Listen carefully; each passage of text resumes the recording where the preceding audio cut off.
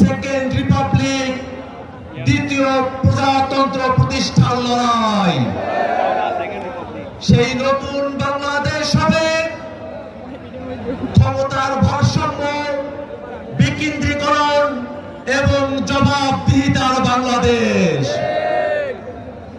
নতুন বাংলাদেশে আমরা লুটপাটের রাজনীতি দেখতে চাই না। বাংলাদেশের মানুষকে রাস্তাঘাট, ব্রিজ, কালভার্ট, বিল্ডিং দেখিয়ে এদেশের টাকা পয়সা বিদেশে পাচার করা হয়েছে। 10,000 টাকার প্রজেক্ট কোন ফাঁকে 50,000 হয়ে যায়, বাংলাদেশের মানুষ তার জবাব চায়।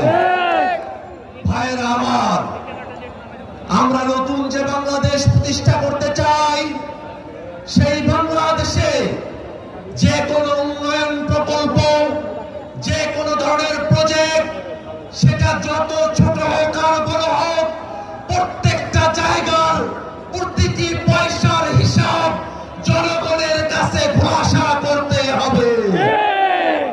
বাংলাদেশের মানুষকে দীর্ঘ সময় ধরে নাগরিক অধিকার, সেবা এবং মর্যাদা থেকে বঞ্চিত করা হয়েছে।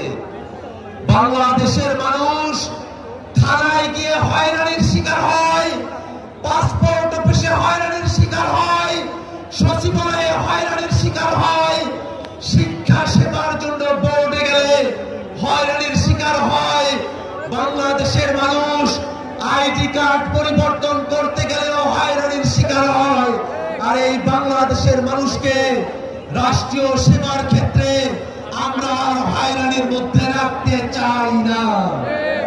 বাংলাদেশের মানুষ থানায় গেলে, পাসপোর্ট অফিসে গেলে, শিক্ষা ভবনে গেলে, সচিবালয়ে গেলে, নির্বাচন কমিশনে গেলে, বাংলাদেশের প্রত্যেকটা সরকারি দপ্তরে গেলে বাংলাদেশের মানুষ মর্যাদা নিয়ে নাগরিক সেবা প্রাপ্ত হবে।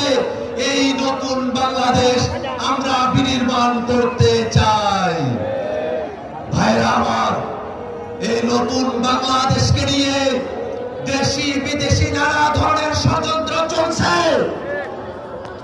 আমরা স্পষ্ট করে বলি, আজান হচ্ছে,